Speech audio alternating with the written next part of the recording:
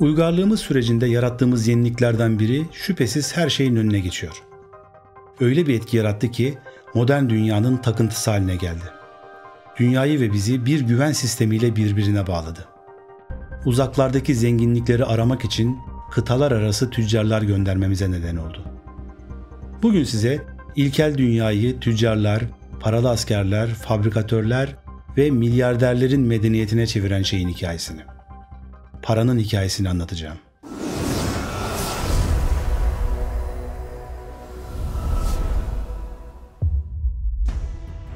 Para küresel bir fikir, ilkel bir takıntı. Tüm sorunlarınızı çözebilir ama tüm kötülüklerin de anasıdır. Mutluluğu satın alır ama sevgiyi değil. Yoksulları prense, hepimizi de aptala çevirir. Peki para nedir? Para bir teknolojidir. Yarattığımız bir makine değil, hayal ettiğimiz bir gereçtir. Bu teknoloji modern dünyaya güç veriyor. Ekonomi, endüstri, yenilik, küreselleşme. Hatta para insanlığımızın yapı taşıdır. Bizi medenileştirdi ama birdenbire ortaya çıkmadı. Çünkü insanlık tarihinin kader anlarından birine dayanıyor.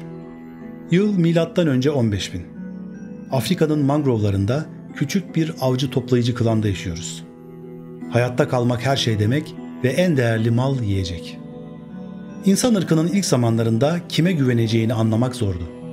İnsanların hayatta kalmak için avlandığı bir dünyada yiyecek ve silahlar ticareti yapılmaya değer ilk şeylerdi. İnsanoğlu uzun yıllar boyu vahşiydi. Ayrıca sıra dışı ölçüde de şiddete meyilliyiz. Bir noktada barışı sağlamak için takas yapmak kaçınılmaz oldu. İşte bu ticaret yöntemi savaşma içgüdümüzün bir kısmını kenara itmemizi sağladı. Hayatta kalmak için takas yapıyoruz. Benim iyi yapamadığım bir şey yapabiliyorsan ya da benim ulaşamadığım kaynaklara ulaşabiliyorsan bu ticaretten ikimiz de faydalanabiliriz. Bu da seni öldürmemem, bölgemden atmamam, onun yerine işbirliği yapmam için bana bir sebep veriyor. Çünkü bu ticaretten ikimiz de faydalanabiliriz. Böylece ticaret yoluyla savaşarak elde edebileceğimizden fazlasını alabileceğimizi fark ettik. Antik zamanlarda hayatta kalmak için takas yapıyorduk. Zamanla egzotik arayışlara girdik. 4000 yıl önce Mezopotamya'da tüccarlar ilk büyük ticaret ağını kurdu ve binlerce kilometrelik mesafeden maden, baharat, tahıl, hatta köle ticareti yaptı. Bir materyal antik ticareti hiçbir şeyin yapamadığı kadar körükledi. Fetihleri tetikledi, dinleri yaydı, tarihi dönüştürdü. İpeğin altın cinsinden ederi kendi ağırlığından fazlaydı. Talebi karşılamak için bir ticaret ağı ortaya çıktı. İpek yolu dünyayı karadan ve denizden birbirine bağladı. Ticaret satılacak maldan fazlasını taşır. İnsanları ve fikirlerini taşır.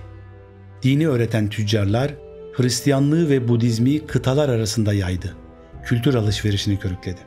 İslam tüccar nesillerinin izinden giderek Avrasya ve Avrupa'ya ulaştı. Yani antik tüccarların kalıcı mirası topladıkları servet değil, yaydıkları düşüncedir. Tarih boyunca insanlar neredeyse her şeyi para olarak kullandı. Boncuk, tütün, balina dişi ve hatta sincap postu. Yüzlerce nesil boyunca taş böceği kabuğu neredeyse tüm kıtalarda kullanıldı. Tuz bir zamanlar ender bulunan bir şeydi. Beyaz altın gibiydi. Dünyadaki kültürler onu arardı. Ama paranın belki de en ilginç formu Pasifik Okyanusu'nda Yap Adası'nda bulundu. Adalılar burada kimileri yüzlerce kilo gelen devasa yuvarlak taşları takas ederlerdi. Kısaca para güzel ve kullanışlı olmaktan daha fazlasıdır. Günümüzde kullandığımız paranın dönüm noktası bizi milattan önce 550'ye götürüyor. Ülkemiz Ege kıyılarında Lidya adında bir krallık vardı. Orada insanlar yeni bir para sistemi ile yaşamayı öğrendiler. Sikke sistemi. Lidya antik dünyada büyük bir ticaret merkeziydi. Kral Karun gümüş ve altından para yaptırdı. Bu şekilde piyasayı resmileştirdi. Her şeyin pazarlığını yapmak zorunda kalmıyorlardı. Sikkenin icadı yeni bir itibar ve güç simgesi yarattı. Sikke icat edilmeden önce para aslında bozulabilecek mallar ve yiyeceklerden ibaretti. Sikke icat edilince parayı biriktirebilmeye, pazara getirebilmeye ve kâr edebilmeye başladılar. İnsanlık gelişip kalabalıklaştıkça hayati mallara sahip olma ihtiyacı önemli ölçüde arttı. Ticaret için daha etkili yollar geliştirmemiz gerekti. Böylece döviz fikri ortaya çıktı ve paranın soyut dünyasını oluşturan binlerce yıllık yolculuk başladı. Artık evrensel bir sistemimiz vardı. Bu sistem bizi uzak geçmişteki basit takastan günümüze, milyarlarca dolarlık ticaretin döndüğü günümüz ekonomisine getiriyor. Bugün bu sistem modern dünyanın neredeyse her yerinde bulunabilir ama medeniyetin birçok kademesinde olduğu gibi Yunanlar kendi dönemlerinin önündeydi. Agora denen zamanın alışveriş merkezi olan yerler yapmışlardı. Pazar gibi bir yerdi ama burası sadece mal ve hizmet değil, aynı zamanda fikir alışverişi yapılabilen de bir yerdi. Para kazanmak için kendi aklınızı, kendi kapasitenizi kullanabiliyor, farklı fikirler ve dünya hakkındaki teorilerinizi paylaşabiliyordunuz. Böylece insanlar kendi çabasıyla zengin veya fakir olabiliyordu. Bunlar bireysel özgürlüğün ilk belirtileridir. Halk bir araya gelip bir şeyleri yapmanın en iyi yolunu tartıştıkça eninde sonunda halkın yönetimde olması fikri ortaya çıktı. Yani agora ve para demokrasinin kaynağıdır diyebiliriz. Paranın birleştirme ve arzuları tatmin etme konusunda neredeyse hipnotize edici bir gücü vardır. Ama para ile birlikte açgözlülük de gelir.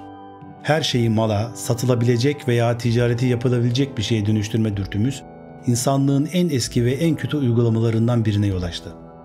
Kölelik.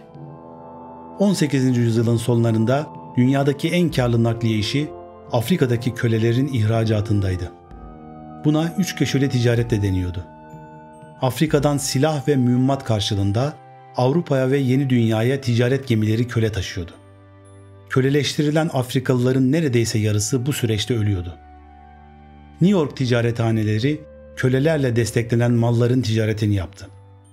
Kölelik yalnızca savaştan önceki Amerika'yı değil, aynı zamanda tüm Amerika kıtasındaki şehir merkezlerini de kurdu. Amerikan ekonomisi aslında köleleştirilen Afrikalıların sırtından kurulmuş bir ekonomidir. Buna temelde bu işi başlatan İngiltere de dahildir. Bu ticaretin mirasını günümüz dünyasında hala görüyoruz. Savaşlar, açlık, az gelişmişlik. Bunların hepsi hala Afrika kıtasında yaşanıyor. Çatışma olan yerlerde yaşayan ve mülteci olan insanlar çok kötü şartlarda yaşıyorlar. Ödünç işçilik yani modern kölelik düşüncesi hala devam ediyor. Günümüzde modern kölelik, kara borsacılık ve uyuşturucu ticareti gibi yasa dışı işler milyarlarca dolarlık bir sektör. Uyuşturucu maddelerin ticareti, uyuşturucu kartellerine, terör örgütlerine ve hatta devletlere inanılmaz bir servet kazandırıyor. Bunun geçmişte başka bir üç köşeli ticaretle şaşırtıcı bir bağlantısı var. İngilizlerin çay tutkusuyla başlayan bir bağlantı. 1700 ve 1800'ler arasında İngiltere çay için gerçekten çıldırıyordu. Bu yüzden Çin'den büyük miktarlarda çay ithal ediyorlardı. İngilizler de sadece gümüşle ödeme yapılmasını kabul ediyordu. Bu da İngilizler için bir sorundu. Çünkü bulabildikleri bütün gümüşü Çin'e gönderiyorlardı. Sonra bunun yerine afyon kullanmayı düşündüler. Parayı ağaçta yetiştirmek gibi bir şeydi bu. Ürünü Çin'e götürüp afyon tüccarlarına gümüş karşılığı satıyor, o gümüşle de çay alıyorlardı. Britanya İmparatorluğu açısından muhteşem olan bu ticaret Çin için bir felakete dönüştü. Afyon bağımlılığı bir salgın gibi ülkeye yayıldı. İngiltere ve Çin savaşa girişti. Bu çatışmanın sonucunda İngilizler galip geldi ve Hong Kong İngiltere'ye teslim edildi. Günümüzde para şimdiye kadar hiç olmadığı şekilde gerçek dışı. Bir tuşa basarak servet takas ediyoruz. Saniyeler içinde endüstriler yükseliyor ve düşüyor. Modern paranın akışı neredeyse görünmez. Peki bu nasıl oldu? Yüzyıllardır parayı taşımak ağır ve külfetli sikkeleri taşımak anlamına geliyordu. Sonra radikal bir düşünce her şeyi değiştirdi. Bir adam bizi paranın hayal ettiğimiz her şey olabileceğine ikna etti. Adı Kubilay Han'dı. 1279'da Büyük Türk-Moğol İmparatoru Kubilay Han, günümüz Myanmar'ından Macaristan'a kadar uzanan dünyanın en büyük imparatorluklarından birinin hükümdarıydı. Kubilay Han büyük hükümdarlığını parayla bir araya getiriyordu. Marco Polo'nun dediğine göre kendi parasını kağıda basıyordu ve yayınladığı fermanla bu parayı büyük hanedanlığına dağıtmaya başladı. Mali sistemlerin başarısı güvene bağlıdır. Herkes bunun bir değeri olduğuna inanmak zorundadır. Kubilay Han bunu zor kullanarak da olsa yaptı. Ülkede bu parayı kullanmazsanız ya da sahtesini basarsanız ölürdünüz. Kubilay Han kağıdın kılıçtan daha kudretli olduğunu fark etmişti. Temelde kağıdı altına çeviriyordu. Paranın olmadığı yerde para yaratıyordu. Kağıt para icat edildiğinde gerçek altınla takas edilebilecek bir şeydi. Ama insanlar bunu kabul etmeye başlayınca kağıdın kendisi döviz muamelesi görmeye başladı. Sonra daha fazlasını basma cazibesi ortaya çıktı. Hükümetlerin geçmiş yıllarda yenik düştüğü bir cazibedir bu.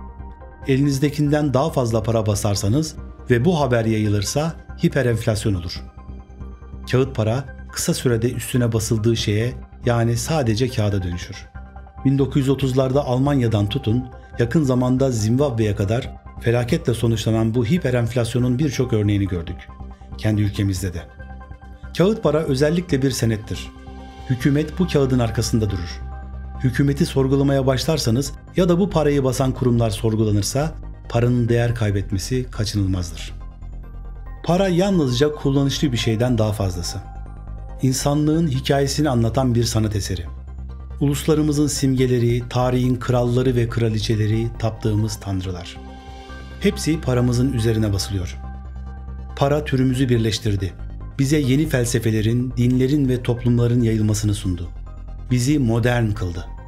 Modern medeniyetimizi inşa etti ve aynı zamanda köleleştirdi. Hepsinin ötesinde para insan üretimidir. Kendi isteğimize göre yeniden yazabileceğimiz bir şey.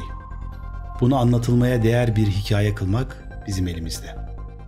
Video ve kanal hakkındaki görüşlerinizi önemsiyorum. Videonun altına bırakacağınız her yorum ve görüşü değerlendirip sizlerin yönelimleri sonucu bu kanalı şekillendireceğimi bilmenizi isterim.